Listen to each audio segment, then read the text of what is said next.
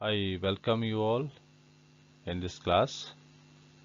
Topic for discussion today in this class is short period goals of planning in India. तो भारत में जो planning हुई है planning commission के द्वारा उसके शॉर्ट पीरियड गोल्स क्या क्या रहे हैं उसके बारे में हम इस क्लास में आज डिस्कस करेंगे डिटेल में. So let us discuss about the short period goals of planning in India.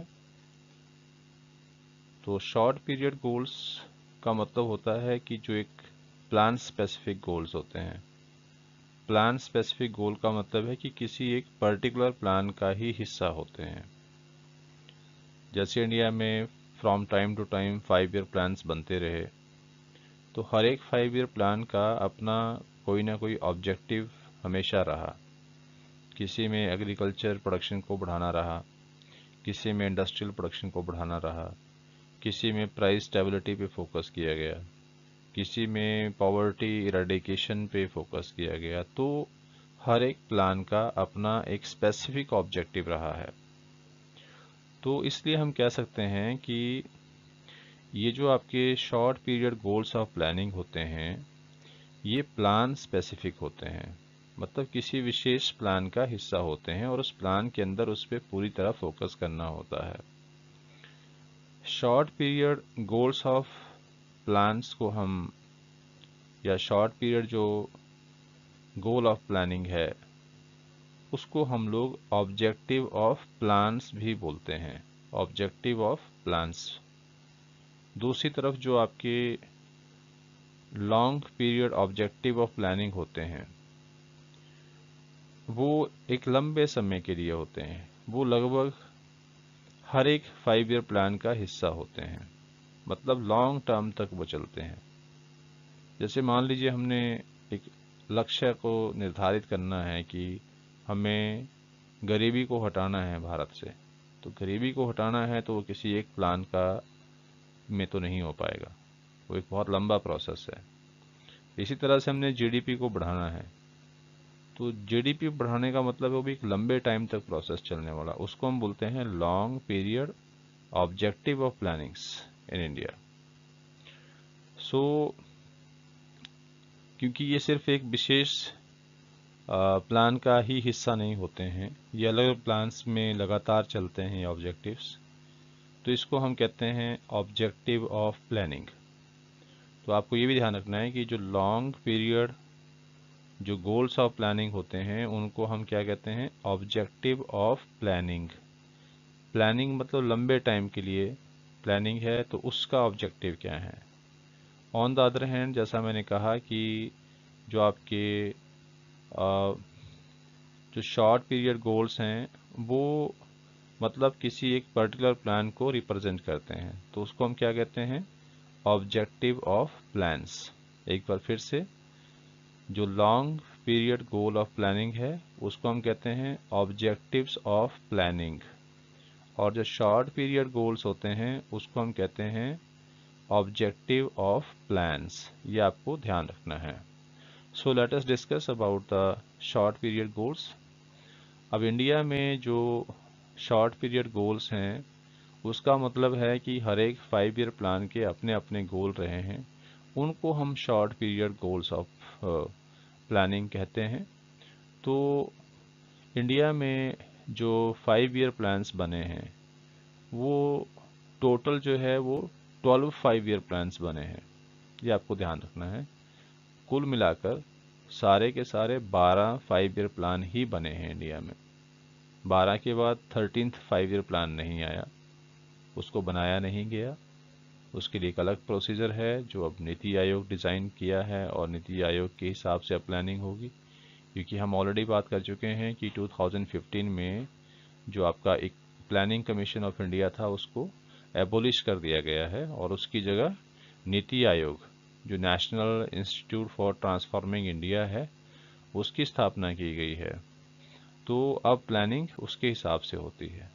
लेकिन जो इंडिया में पहले जो प्लान्स बनते रहे जिसको प्लानिंग कमीशन ऑफ इंडिया बनाता रहा वो कुल मिलाकर इंडिया में 12 5 ईयर प्लान्स बने हैं, वो आपको ध्यान रखना है। अच्छा, इसके बीच में कुछ छोटे छोटे प्लान्स भी बने समय के हिसाब से। देश में उस समय कुछ अलग तरह की परिस्थितियां थी, देश के सामने कई तरह की अचानक कुछ समस्याएं आई, उसके हिसाब से फिर वो 5 ईयर प्लान उस पीरियड के लिए नहीं बन पाया। उन पीरियड्स में छोटे प्लान्स बनाए गए, 1 ईयर प्लान्स बनाए गए या 2 ईयर प्लान्स बनाए गए, इस तरह से प्लान्स बने। और वो मतलब थोड़े टाइम के लिए प्लान्स बने, 1 साल के लिए, वो भी पीरियड हम डिस्कस करेंगे। तो बीच बीच में इस तरह का जो ब्रेक है वो आता रहा, मतलब 5 ईयर प्लान्स में। सो लेट अस डिस्कस हर एक जो 5 ईयर प्लान है उसका अपना कोई ना कोई एक मेन एरिया ऑफ फोकस रहा कि किस चीज़ पे हमने ज़्यादा फोकस करना है, या प्रिंसिपल ऑब्जेक्टिव रहा हर एक प्लान का। So let us discuss this. So जैसा मैंने कहा कि जो 5 ईयर प्लान्स हैं वो 5 ईयर के लिए होते हैं। और पहला जो आपका प्लान था वो कब से कब तक था, तो ये इसको याद रखने का तरीका भी मैं अभी आपको ये आगे चल के बताऊंगा। आप इतना याद रखिए कि जो हर एक 5 ईयर प्लान थे वो 1 अप्रैल से ही बने, स्टार्ट हुए, और 31 मार्च तक, वो जो 5 ईयर के बाद 31 मार्च आता है वहां तक चले। मतलब जो स्टार्टिंग ऑफ 5 ईयर प्लान था, हर एक 5 ईयर के प्लान की जो स्टार्टिंग है वो 1 अप्रैल से हुई, और उसकी एंडिंग कब हुई, 31 मार्च को, आफ्टर 5 ईयर। जैसा आप देख रहे हैं कि जो फर्स्ट प्लान है, फर्स्ट प्लान कब शुरू हुआ, ये 1 अप्रैल 1951 से स्टार्ट हुआ और 56 तक चला। मतलब पहला जो प्लानिंग की शुरुआत हुई वो कब से हुई, 51 से। पहला प्लान जो हमारा बना 5 ईयर प्लान, वो 1 अप्रैल 1951 से स्टार्ट होके 31 मार्च 1956 तक चला। तो आप देख सकते हैं यहाँ 5 साल का टाइम है ये। अच्छा, इसके जो ऑब्जेक्टिव है वो क्या है, क्योंकि जब हमें आज़ादी मिली, इंडिपेंडेंस मिली, तो उस समय हमने पढ़ा है कि हमारी जो अर्थव्यवस्था है उसके जो हालात थे वो किस तरह के थे। हमारा एग्रीकल्चर सेक्टर पूरी तरह से एक्सप्लॉइटेड था, इंडस्ट्रियल सेक्टर, फॉरेन ट्रेड और इंफ्रास्ट्रक्चर, सभी का बहुत बुरा हाल था। लेकिन सबसे ज़्यादा जो समस्या थी वो थी हमारे देश में कि जो अनाज था उसकी बहुत कमी थी। एग्रीकल्चर सेक्टर में मतलब कि प्रोडक्टिविटी बहुत कम थी, और उससे क्या था कि हमारे यहाँ पे जो फूड ग्रेन था उसकी जो शॉर्टेज थी वो बहुत ज़्यादा हो गई थी। इसलिए मेन फोकस किस चीज़ पे करना पड़ा, इंक्रीज इन एग्रीकल्चर प्रोडक्शन, कि जो कृषि क्षेत्र है उसके उत्पादन को बढ़ाया जाए, ताकि लोगों को किसी तरह की भूखमरी का सामना ना करना पड़े। और दूसरा जो इसके साथ ऑब्जेक्टिव था वो क्या था, equitable distribution of production, income and wealth.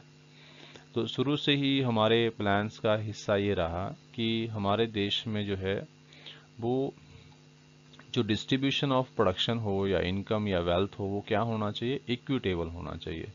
जैसे आज हम देख रहे हैं कि जो रूल्स इस तरह के बन गए हैं, क्योंकि अब हमारी इकोनॉमी एक तरह से मिक्स्ड इकोनॉमी हो गई है, और मिक्स्ड इकोनॉमी तो पहले से थी, लेकिन मेन रोल जो है अब प्राइवेट सेक्टर को मिल गया है ड्यू टू प्राइवेटाइजेशन या ड्यू टू एलपीजी पॉलिसीज। तो जितना आज की डेट में हम देख रहे हैं कि जो अनइक्वालिटी ऑफ इनकम है, जो आय में असमानता है डिस्ट्रीब्यूशन में, या वेल्थ में जो असमानता है डिस्ट्रीब्यूशन में, उस समय जो है वो उतना नहीं था, उस समय वो कम था। लेकिन फिर भी जो हमारे इकोनॉमिक प्लानर्स थे उनका ये एक विज़न था कि इंडिया में जो डिस्ट्रीब्यूशन ऑफ प्रोडक्शन हो, इनकम हो या वेल्थ हो, तो वो क्या होना चाहिए, इक्विटेबल होना चाहिए।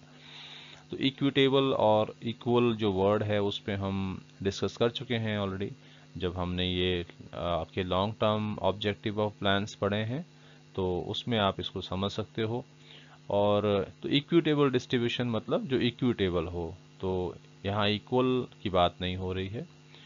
Late us discuss the next. जो आपका नेक्स्ट प्लान बना, जो नेक्स्ट 5 ईयर प्लान बना था, सेकेंड 5 ईयर प्लान, ये बना 1 अप्रैल 1956 से और मार्च 31 1961 तक। तो ये भी आप देख सकते हैं एग्जैक्टली 5 ईयर्स का ये ड्यूरेशन था। अब जैसे जो आपका फर्स्ट 5 ईयर प्लान था तो उसमें ऐसा देखा गया कि जो एग्रीकल्चर प्रोडक्शन था उसमें वृद्धि हुई, और जो दूसरा ऑब्जेक्टिव था उसमें भी सुधार हुआ, इक्विटेबल डिस्ट्रीब्यूशन ऑफ प्रोडक्शन में भी सुधार हुआ। तो उसके बाद जो है हमारे प्लानर्स को एक तरह से एक नया ऑब्जेक्टिव उनको डिसाइड करना था कि हमारा एग्रीकल्चर तो अब थोड़ा सा बेटर हुआ है, तो let us focus on the industrial production now. तो इंडस्ट्रीज को भी ग्रो करना था, इसलिए हमारे यहाँ पर जो सेकंड 5 ईयर प्लान था उसका ऑब्जेक्टिव क्या रखा गया, इंक्रीज इन इंडस्ट्रियल प्रोडक्शन। तो इंडस्ट्रियल प्रोडक्शन को बढ़ाने पे फोकस किया गया सेकंड प्लान में, ये आपको ध्यान रखना है। सेकंड प्लान का मेन ऑब्जेक्टिव क्या था, इंडस्ट्रियल प्रोडक्शन को बढ़ाया जाए, और उसके लिए साथ में और क्या था कि डेवलपमेंट ऑफ हैवी इंडस्ट्रीज। जो हैवी एंड बेसिक इंडस्ट्रीज हैं, जो कैपिटल गुड्स का या मशीनरीज का प्रोडक्शन करती हैं, ऐसी इंडस्ट्रीज को इंडिया में स्थापित करने के लिए प्लानिंग बनी कि हम ऐसी इंडस्ट्रीज को इंडिया में एस्टेब्लिश करें ताकि फ्यूचर में हमारी जो प्रोडक्शन कैपेसिटी है वो बढ़े, हमारे पास मशीनरीज का ज़्यादा से ज़्यादा उत्पादन हो, ताकि उन मशीनों का इस्तेमाल करके हम अपने देश की जो ज़रूरतें हैं उसको पूरा कर सकें। कई तरह की जो इंडस्ट्रीज थी उनको स्टार्ट किया गया। इस तरह का जो ऑब्जेक्टिव था ये रहा आपका सेकेंड 5 ईयर प्लान का। उसके बाद जो थर्ड ईयर प्लान था, तो जो थर्ड प्लान था, थर्ड प्लान का जो ड्यूरेशन था it was from April 1 1961 to 31 March 1966। तो ये भी आपको ध्यान रखना, ये भी आप देखिए एग्जैक्टली 5 ईयर का यहाँ पे ड्यूरेशन था। ये भी 1 अप्रैल से स्टार्ट होता था और स्पेसिफिक ईयर में, और आफ्टर 5 ईयर जो है वो 31 मार्च को ये समाप्त होता था। तो लेट अस डिस्कस कि इसके ऑब्जेक्टिव क्या थे। तो इसका ऑब्जेक्टिव था सेल्फ सफिशिएंसी इन फूड ग्रेन प्रोडक्शन, कि जो फूड ग्रेन का प्रोडक्शन है, खाद्यान्नों का जो उत्पादन है, उसमें हम आत्मनिर्भर बने। आत्मनिर्भरता का मतलब है कि हमें फूड ग्रेन के मामले में दूसरे देशों पर डिपेंड नहीं करना है। हमारा जो डिपेंडेंस है दूसरे देशों पर वो नहीं रहना चाहिए। जैसे आप ये जानकर हैरान होंगे कि 1965-66 तक जो है हम लोग विदेशों से बहुत सारा फूड ग्रेन जो है वो हम लोग इंपोर्ट करते थे। हमारे यहाँ पर खाद्यान्नों की भी कमी हो गई थी, तो उसके लिए हमें दूसरे देशों पर डिपेंड करना पड़ता था।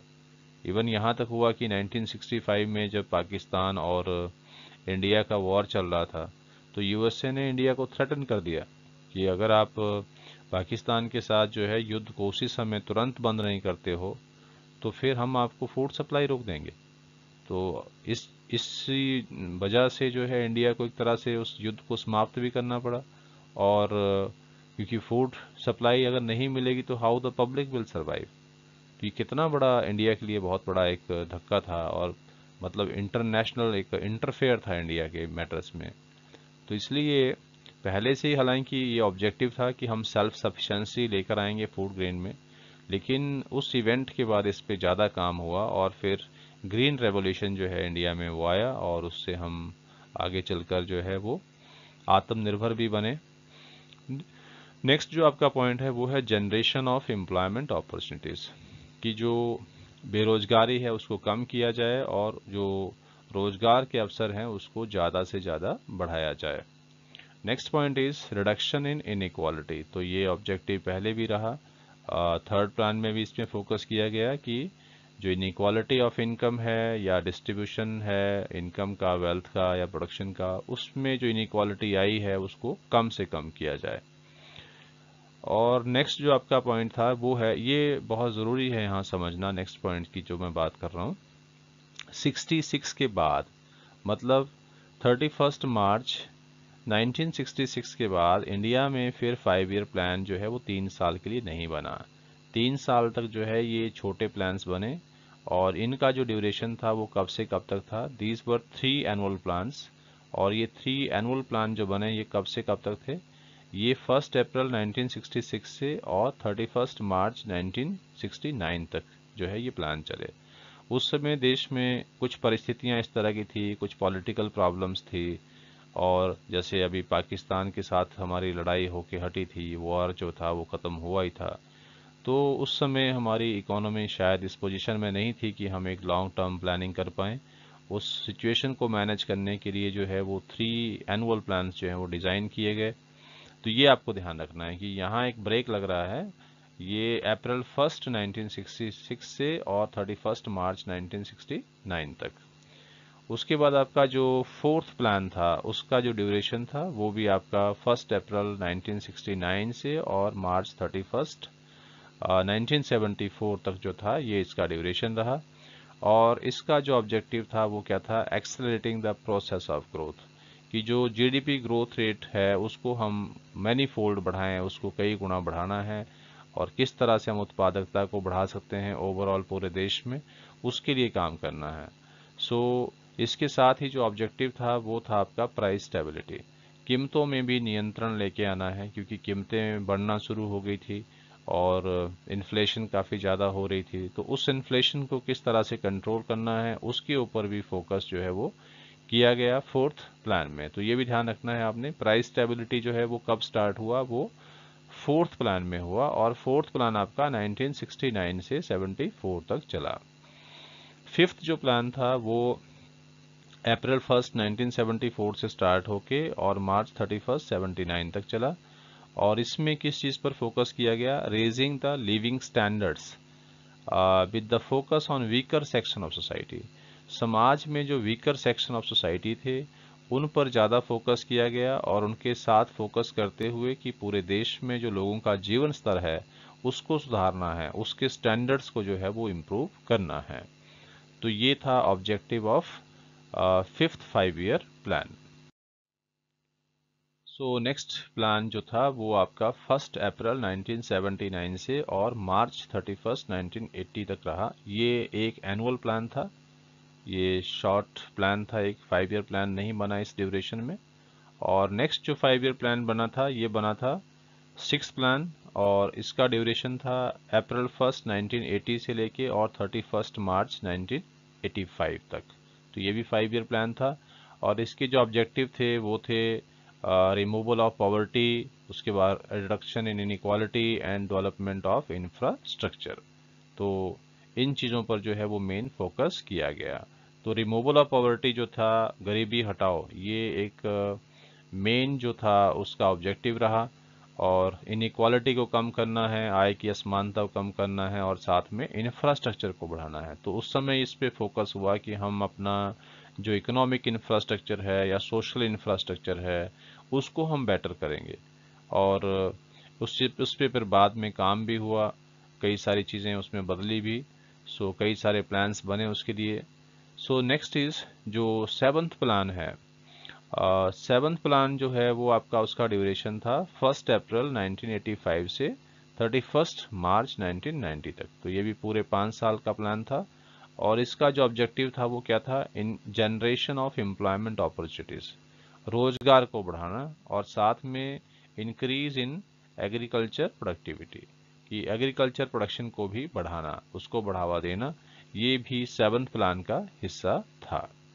उसके बाद इंडिया में फिर से जो है जो प्लानिंग है 5 ईयर प्लानिंग, उसमें ब्रेक रहा, बीच में 5 ईयर प्लान नहीं बना, और ये 2 एनुअल प्लान्स बने 1 अप्रैल 1990 से और 92 तक। उस समय देश में इकोनॉमिक क्राइसिस भी आई थी, और हमारे देश की आर्थिक संकट जो था उससे हम जूझ रहे थे। तो ये जो आपका प्लानिंग पीरियड था ये 2 इयर्स के लिए जो था, इसमें 2 एनुअल प्लान्स बने देश की उस समय की हालात को देखते हुए। और उसके बाद जो है फिर 1 अप्रैल 1992 से और मार्च 31 1997 तक जो है वो प्लान बना, और ये जो प्लान था ये आपका 8th प्लान था। और इस प्लान से पहले आपको ये समझना है कि 1991 में हमने हमारे देश में जो इकोनॉमिक पॉलिसी थी उसमें बदलाव आए, और 91 में एक न्यू इकोनॉमिक पॉलिसी आई थी जिसको हम एलपीजी पॉलिसी भी कहते हैं, लिबरलाइजेशन, प्राइवेटाइजेशन एंड ग्लोबलाइजेशन। तो उस पॉलिसी को इंडिया ने अडॉप्ट किया 1991 में, और उसके बाद का ये प्लान है 92 से 97 तक। तो उसके जो लक्ष्य थे वो उस चीज़ से जुड़े हुए थे। तो यहाँ पे जो आपका 8th प्लान था उसके जो लक्ष्य थे या टारगेट्स थे वो क्या थे, fuller utilisation of man power by the turn of century. कि 2000 तक जो है हमने क्या करना है, हमारे पास जितना मैन पावर है, जितना लेबर फोर्स है, उसका फुल यूटिलाइजेशन करना है। फुल यूटिलाइजेशन का मतलब है कि उन सब के पास काम हो, सभी कोई ना कोई प्रोडक्टिविटी कर रहे हो, सबकी इनकम में सुधार हो, इस तरह का ऑब्जेक्टिव भी रखा गया था। और 8th प्लान में ही सबसे इम्पॉर्टेंट जो चीज़ आई थी वो आया था यूनिवर्सलाइजेशन ऑफ एलिमेंट्री एजुकेशन, कि एलिमेंट्री एजुकेशन जो है वो सभी को मिलनी चाहिए, सब तक शिक्षा पहुंचे। उसके लिए बाद में प्लान्स भी बने और उसी चीज़ का नतीजा था कि बाद में ये आरटीई जो है वो भी आया। सो कई सारे सुधार जो है उसमें हुए यूनिवर्सलाइजेशन ऑफ एलिमेंट्री एजुकेशन से। Next point is strengthening of infrastructure. तो इस पे ज़्यादा फोकस किया गया, क्योंकि जैसा मैंने कहा कि 91 में जो है वो एलपीजी पॉलिसीज़ पे हमने फोकस किया। एक तरह से हमने अपना इकोनॉमिक जो हमारा ढांचा था उसको बदलने की कोशिश की इस पॉलिसी में। 91 से पहले जो डोमिनेंस था प्रोडक्शन सेक्टर में वो हमारे यहाँ पे गवर्नमेंट सेक्टर का था। प्राइवेट सेक्टर को जो अहमियत थी वो बहुत ही कम दी गई थी। लेकिन 91 में जो पॉलिसीज़ फॉलो की गई एलपीजी की, उसमें मेन जो रोल था वो दे दिया गया प्राइवेट सेक्टर को। अब प्राइवेट सेक्टर के प्रोडक्शन या प्रोडक्टिविटी को बढ़ाने के लिए बहुत ज़रूरी था कि हम इंफ्रास्ट्रक्चर को बहुत बेहतर कंडीशन में लेके आएँ। और इंफ्रास्ट्रक्चर पे, ऐसे इंफ्रास्ट्रक्चर पे जिस पे जल्दी रिटर्न्स नहीं मिलते हैं, उस पे प्राइवेट सेक्टर इन्वेस्टमेंट नहीं करता है। तो इसलिए सरकार को इस चीज़ की ज़रूरत थी कि सरकार जो है वो रोडवेज़ को अच्छा करे और ट्रांसपोर्टेशन सिस्टम को और बढ़िया करे, कम्युनिकेशन को और अच्छा किया जाए या पावर जनरेशन को बढ़ाया जाए, ताकि प्राइवेट सेक्टर जो है वो बूस्ट अप हो सके। उसको जो है वो एक तरह से हम कह सकते हैं कि जो उसकी जो कार्यक्षमता है वो बढ़ सके, उसको मोटिवेशन मिले, वो ज़्यादा प्रोडक्टिविटी जो है वो कर सके। तो इसलिए ये ऑब्जेक्टिव इसमें रखा गया। आपका जो नेक्स्ट 9th जो प्लान था 5 ईयर प्लान, ये बना था 1 अप्रैल 1997 से और मार्च 31 2002 तक ये चला। तो ये भी देखिए पूरे 5 साल का प्लान था 9th प्लान। और ये आपको ध्यान रखना है कि ये ऐसा प्लान था 9th प्लान जो 2 सेंचुरीज के बीच में रहा, मतलब 1997 से और ईयर 2002 तक। तो ये 2 सेंचुरीज के बीच में का प्लान था 9th प्लान। और इसके जो ऑब्जेक्टिव्स थे वो क्या थे कि एग्रीकल्चर एंड रूरल डेवलपमेंट। तो एग्रीकल्चर डेवलपमेंट तो कई प्लान्स का हिस्सा रहा, लेकिन पहली बार जो है वो रूरल डेवलपमेंट भी इस पे फोकस किया गया इस प्लान में, कि ग्रामीण क्षेत्र का भी विकास होना बहुत ज़रूरी है। और साथ में growth with price stability, growth तो हो लेकिन प्राइस स्टेबिलिटी रहनी चाहिए, प्राइस कंट्रोल में रहनी चाहिए, इन्फ्लेशन बियॉन्ड लिमिट नहीं जाना चाहिए। नेक्स्ट जो था वो था checking the growth of population, कि जनसंख्या को भी नियंत्रण में करना है, उसके लिए भी काम करना है, उसके लिए भी जो है वो कई तरह के आगे फिर शॉर्ट जो प्लानिंग थी वो हुई। तो इस तरह से हम कह सकते हैं कि ग्रोथ ऑफ पॉपुलेशन का जो चेक था उस पर कंट्रोल करना, उस पे भी इस प्लान में फोकस किया गया। सो let us discuss the next plan. It is about the 10th 5 year plan. तो जो 10th 5 ईयर प्लान था वो आपका बना 1 अप्रैल 2002 से मार्च 31 2007 तक। तो ये जो प्लान था 10th 5 ईयर प्लान, इसका जो ऑब्जेक्टिव था वो क्या था, improving the quality of life through better health and educational facilities. तो लोगों के जीवन में सुधार लाना है, किस चीज़ से, better health and educational facilities. तो इस प्लान के की जो पॉलिसीज़ बनी उसके बाद इंडिया में जो एक तरह से एजुकेशन सेक्टर है या हेल्थ सेक्टर है उसमें प्राइवेटाइजेशन जो है उसकी वो स्पीड अप हुआ। और उससे नो डाउट कई तरह की सुविधाएं जो मिली हैं लोगों को, private schools, private colleges, universities, उसका नंबरिंग बढ़ा है। हालांकि पहले से भी थे लेकिन उसका नंबरिंग बढ़ा है। इसी तरह से प्राइवेट सेक्टर ने हेल्थ सेक्टर में भी, मतलब उसमें काफ़ी सारा इन्वेस्टमेंट किया। बहुत सारे हॉस्पिटल्स जो हैं with full I mean facilities बहुत ज़्यादा ब्रांडेड हॉस्पिटल जो है इंडिया में स्टार्ट हुआ उस ड्यूरेशन में, क्योंकि privatisation of health care facilities पर भी ज़्यादा फोकस किया गया। And improved level of consumption. और साथ में एक और चीज़ थी कि बेटर फैसिलिटीज़ के साथ साथ लोगों का जो एक तरह से कंजम्पशन लेवल है उसको भी बढ़ाना। मतलब लोगों को जो है वो प्रॉपर न्यूट्रिशन मिले, या उनका जो कंजम्पशन लेवल है इकोनॉमी के अंदर कंजम्पशन बढ़े, क्योंकि अगर कंजम्पशन बढ़ेगा तो नेचुरली है कि इंडस्ट्रीज में फिर प्रोडक्शन भी बढ़ेगा, और प्रोडक्शन बढ़ेगा तो उसके लिए एम्प्लॉयमेंट बढ़ाना पड़ेगा, एम्प्लॉयमेंट बढ़ेगा तो इनकम बढ़ेगी, इनकम बढ़ेगी तो फिर एक तरह से आपका एग्रीगेट डिमांड बढ़ेगी, तो ओवरऑल इकोनॉमी के लिए अच्छा होगा, ओवरऑल जो हमारा इकोनॉमिक ग्रोथ है वो होगी, क्योंकि जीडीपी काफ़ी अच्छा बढ़ेगा उस चीज़ से। नेक्स्ट पॉइंट था कि इसी प्लान में reduction in inequality through inclusive growth. देखिए यहाँ इस प्लान को क्यों लाना पड़ा, या इस ऑब्जेक्टिव को क्यों लाना पड़ा, क्योंकि 10 साल हो गए थे एलपीजी पॉलिसी को शुरू हुए, और क्योंकि प्राइवेट सेक्टर को जो है वो ज़्यादा इम्पॉर्टेंट रोल दे दिया गया, और गवर्नमेंट सेक्टर धीरे धीरे जो है वो उसमें डिसइन्वेस्टमेंट किए जाने लगे, तो उससे क्या हुआ कि जो एक तरह से इनइक्वालिटी ऑफ इनकम थी वो बहुत ज़्यादा बढ़ने लगी। और उस चीज़ को कंट्रोल करने के लिए यहाँ बनाया गया है कि इंक्लूसिव ग्रोथ हो। इंक्लूसिव ग्रोथ का मतलब है कि उसमें सभी का कंट्रीब्यूशन हो, सभी लोगों की तरफ से उसमें कंट्रीब्यूशन दिया जाए, सोसाइटी का हर कोई व्यक्ति जो है वो देश की तरक्की में मदद करे, और साथ में जो भी इकोनॉमिक डेवलपमेंट हुई है पूरे देश में उसका बेनिफिट भी मतलब वाइडर सेक्शन ऑफ सोसाइटी को मिले। ऐसा नहीं है कि उसका फ़ायदा कुछ ही लोगों तक सीमित रहे और बाकी जो पॉवर्टी लाइन के नीचे लोग हैं वो फिर परेशान रहे। उन चीज़ों को नहीं रखना है, उससे बचना है। इंक्लूसिव ग्रोथ करनी है, मतलब कि ग्रोथ का फ़ायदा समाज के हर वर्ग तक और गरीब से गरीब आदमी को भी उस ग्रोथ का फ़ायदा मिले। ऐसा इसमें जो है वो एक तरह से ऑब्जेक्टिव रखा गया। नेक्स्ट आपका प्लान है 11th प्लान, और 11th प्लान का जो ड्यूरेशन था इट वाज अप्रैल 1 2007 टू 2012, कि 2007 से लेके और 2012 तक का ये ऑब्जेक्टिव था। और इसमें जो आपके जो इकोनॉमिक प्लानिंग के जो ऑब्जेक्टिव रहे यहाँ पे वो थे मल्टीपल टारगेट्स थे, covering not only growth but also poverty reduction. इसमें क्या रखा गया है कि ग्रोथ तो करनी ही करनी है, बल्कि बल्कि इसके साथ साथ पॉवर्टी को ख़त्म भी करना है।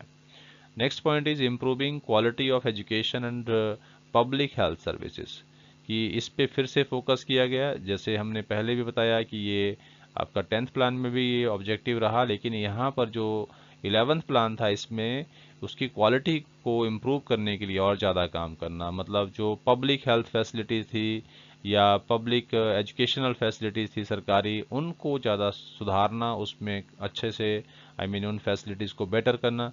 नेक्स्ट और जो पॉइंट था वो था strategy of second green revolution. तो आप जानते हैं कि फर्स्ट जो ग्रीन रेवोल्यूशन था वो तो 60s के डेकेड में आया था, लेकिन सेकंड ग्रीन रेवोल्यूशन की आवश्यकता महसूस हो रही थी, तो उसके लिए एक स्ट्रेटजी बनाना, उसके लिए काम करना सेकंड ग्रीन रेवोल्यूशन पर, तो ये भी इसका ऑब्जेक्टिव था। नेक्स्ट पॉइंट आपका है generating high quality of jobs, कि जॉब्स की जो क्वालिटी है वो बेहतर करना, उसको एक तरह से मॉडर्न फैसिलिटीज़ प्रोवाइड करना, उनका जो सेट ऑफ स्किल्स है उसको बढ़ाना, इस तरह का ऑब्जेक्टिव था ये। और पहली बार 11th प्लान में फोकस किया गया प्रोटेक्शन ऑफ इन्वायरमेंट में।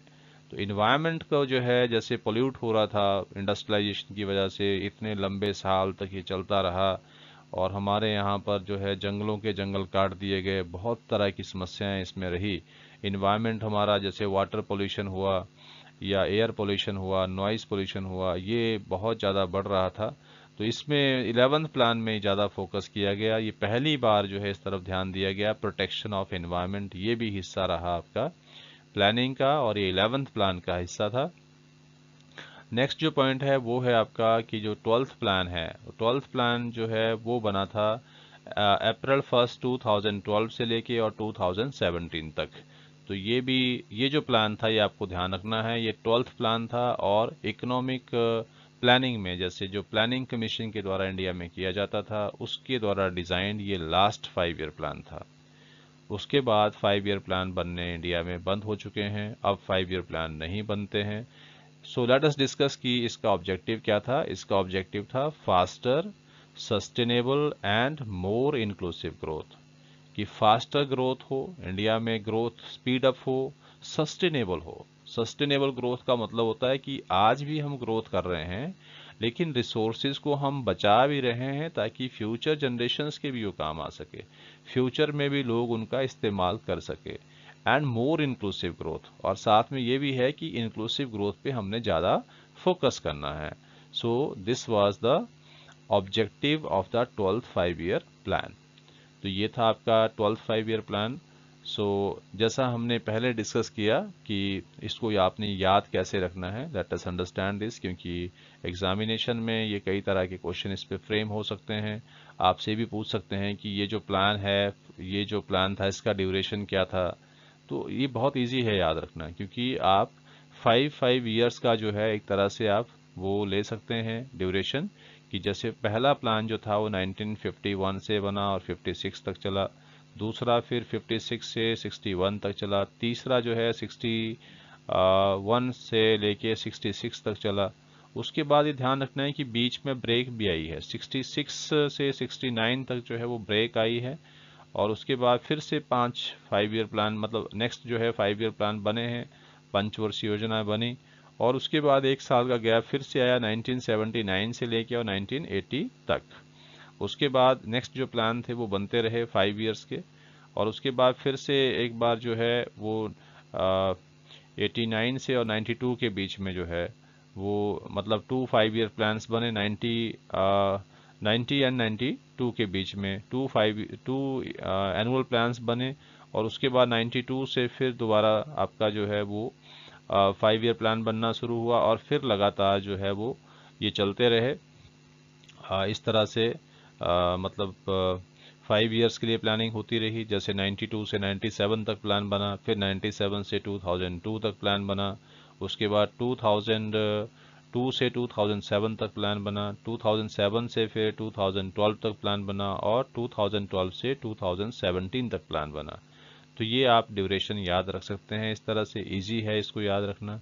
और दूसरा जो है, जो ऑब्जेक्टिव हैं उनको भी आपको याद करना पड़ेगा इसके हिसाब से। जैसे मैंने कहा कि मेन जो है आप इस तरह से याद कर सकते हैं कि जैसे प्रोटेक्शन ऑफ इन्वायरमेंट कब हुआ, तो सबसे पहले ये कब आया, ये 11th प्लान में आया। ऐसे ही प्राइस स्टेबिलिटी कब आया, या इंक्लूसिव ग्रोथ कब आया। इस तरह के ऑब्जेक्टिव्स जो हैं आपसे पूछे जा सकते हैं, तो इनको ध्यान से आप लोग करें।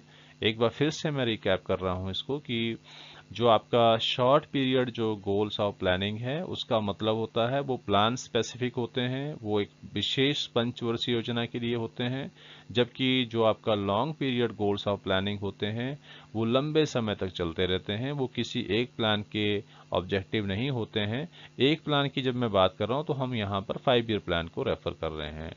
तो ऐसे जो जैसे, क्योंकि जो ऑब्जेक्टिव है जो हम ऑलरेडी पढ़ चुके हैं, इकोनॉमिक ग्रोथ है, या गरीबी को हटाना है, या आत्मनिर्भर बनना है, या मॉडर्नाइजेशन करना है, जो भी ऐसे ऑब्जेक्टिव रहे, तो ये एक प्लान के अंदर नहीं हो सकता है। ये कई सारे 5 ईयर प्लान्स तक जो है वो चलते रहे, या अभी भी चल रहे हैं। सो इसलिए हम कह सकते हैं कि जो आपका शॉर्ट पीरियड जो गोल्स ऑफ प्लानिंग है उसको हम कहते हैं ऑब्जेक्टिव्स ऑफ प्लान्स, ये ध्यान रखना है आपको। और लॉन्ग पीरियड गोल्स जो होते हैं उसको हम कहते हैं ऑब्जेक्टिव ऑफ प्लानिंग। तो कई बार एग्जाम में जो क्वेश्चन आता है वो पूछाता है distinguish between objective of planning and objective of plans. तो ऑब्जेक्टिव ऑफ प्लानिंग होता है long period goals of planning, and objective of plans होता है short period goals of planning.